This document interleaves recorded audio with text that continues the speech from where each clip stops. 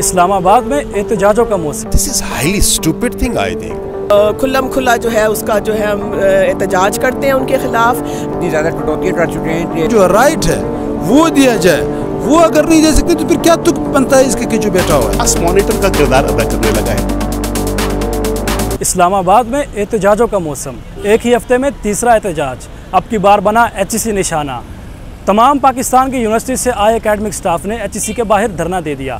آئے جانتے ہیں ان کے کیا مسائل ہیں. بسم اللہ الرحمن الرحیم. ہم لوگ جو ہیں اس وقت BZU ملتان سے جو ہے بہاؤالدین ذکری یونیورسٹی ملتان کے فیکلٹی ممبرز یہاں پہ جمع ہیں، اور ہمارے ساتھ ساتھ پورے پاکستان کی یونیورسٹیز کے جو ریپرزنٹیٹیوز ہیں اور فیکلٹی ممبرز ہیں وہ سارے یہاں پر جمع ہیں، اور سراپا احتجاج ہے HEC کی پالیسیز کے اگینسٹ. آئی ریپیٹ، HEC کی پالیسیز کے اگینسٹ. اس کی وجہ یہ ہے کہ بہت ساری جو ساتھ ساتھ دشمن پالیسیز کہنا چاہیے کہ وہ جو ہے HEC کی طرف سے جو ہے وہ فارمولیٹ ہوئی ہیں، جس کو ہم جو ہے کہتے ہیں کھلم کھلا جو ہے اس کا جو ہے ہم احتجاج کرتے ہیں ان کے خلاف.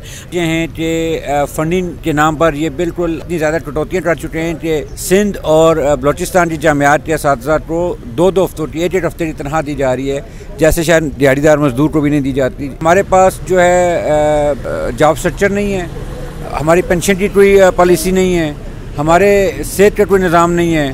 خدا نہ خواستہ اگر کوئی پرسن ڈیورنگ سروس اس کی ڈیتھ ہو جاتی ہے تو اس کے لیے اسے پسماندگان کے لیے کسی طرح کا کوئی پیکیج نہیں ہے. HEC ایک بڑا ہیویلی بیوروکریٹک سٹرکچر ہے، اور ان کو یونیورسٹی کے معاملات کا کوئی ادراک نہیں ہے. میں اگر اس کو اوپنلی یہ بات کہوں اور ان کلیئر ورڈز کہوں کہ they don't have any idea about that what's going on in universities. ہمیں سسٹم پہ جا کے گراؤنڈ پہ جا کے دیکھنے کی ضرورت ہے کہ گراؤنڈ ہے کیسا، کیا وہ اس چیز کے لیے پریپیئرڈ بھی ہے یا نہیں ہے. تو اس قسم کی کوئی بھی چیز یہاں پہ نہیں ہوتی، اور یہاں پہ فوری طور پر اس کو امپلیمنٹ کرنے چلا جاتے ہیں. یہ ساری چیزیں افسوسناک ہیں ہم سب کے لیے کہ جس شخص نے ساری زندگی پڑھ کے باہر کے ممالک سے پڑھ کے وہ جب یہاں پہ یونیورسٹی میں آتا ہے تو آگے پوسٹ نہیں ہے. He has to wait for 15 years, for 10 years, for 20 years. ہماری یونیورسٹی کے اندر آپ خود بہتر شاید اس بات کو جانتے ہوں کہ بعض لوگ جس پوسٹ پہ آئے تھے اسی پوسٹ پہ ریٹائر ہو کے یہاں سے گئے ہیں. کیا جو آپ کا ہائیلی ایک ایجوکیٹڈ طبقہ ہے اس کے حوالے سے کسی کو سوچنے کی ضرورت نہیں ہے؟ تو میں سمجھتا ہوں کہ یہ اور اس قسم کے اور بہت سارے فنڈنگ کے مسائل اگر آپ دیکھیں، آپ کی یونیورسٹیوں میں فنڈنگ آپ کو کہا یہ جا رہا ہے کہ اب آپ سیلف سپورٹیو رہیں، آپ خود اپنے آپ کو اسپانسر کریں. گورنمنٹ کی فنڈنگ مسلسل اس پہ کم ہوتی جا رہی ہے. میں سمجھتا ہوں کہ اگر پبلک سیکٹر یونیورسٹیز، گورنمنٹ کی یونیورسٹیز، اگر آپ اس کو فنڈ نہیں کر سکتے اور آپ چاہتے ہیں کہ لوگ اس کو پرائیویٹ طریقے سے چلائیں، تو پھر تو میں سمجھتا ہوں کہ اسٹیٹ بالکل فیلئر کی طرف جا رہی ہے.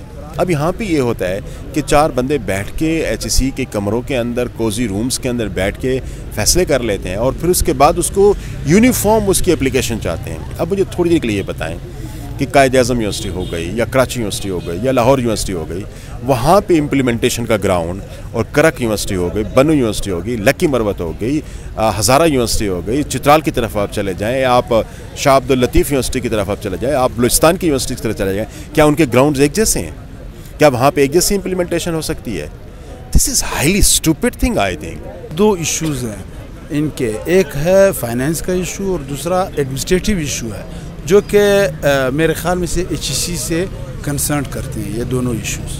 اور فائنینس کا ایشو اگر آپ دیکھیں تو سیلریز کے حوالے سے اور پینشن کے حوالے سے لوگوں کو، مطلب کئی ہمارے پروفیسر ریٹائر ہو چکے، ان کے پینشن ابھی تک نہیں ملے، اور سیلریز لیٹ ملتی ہیں، اور اس کے ساتھ ساتھ اور بھی ریسرچ گرانٹس نہیں ملتی، اور وقتاً فوقتاً کو ایگزام وغیرہ جو ہوتے ہیں وہ ان کے پیمنٹس وغیرہ لیٹ ہوتے ہیں. آپ کا جو دھرنا بنتا تھا یہ ڈی چوک میں بنتا تھا، آپ یہاں کیوں بیٹھے؟ سر بات یہ ہے کہ ہماری جو امیجیٹ جو اتھارٹی ہے وہ HEC ہے، گورنمنٹ نہیں ہے.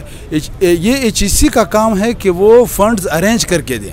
اگر HEC خاص کر جو چیئرمین ہے اگر وہ یہ اہلیت نہیں رکھتا کہ وہ فنڈز ارینج کر کے دے تو پھر بیٹھا کس لیے؟ اس کا تک کیا ہے؟ کم از کم وہ تو ریزائن دے سکتا ہے کہ بھائی میں یہ پرابلمز جو جینون پرابلمز ہے، بھائی ہم سبسڈی کوئی چیز اور نہیں مانگ رہے، اضافی کوئی چیز نہیں مانگ رہے، صرف اور صرف جو رائٹ ہے وہ دیا جائے، وہ اگر نہیں دے سکتے تو پھر کیا تک بنتا ہے اس کے کہ جو بیٹھا ہوا ہے. بنیادی کچھ غلطیاں ہیں, ان کو پہلے تو درستگی کی ضرورت ہے.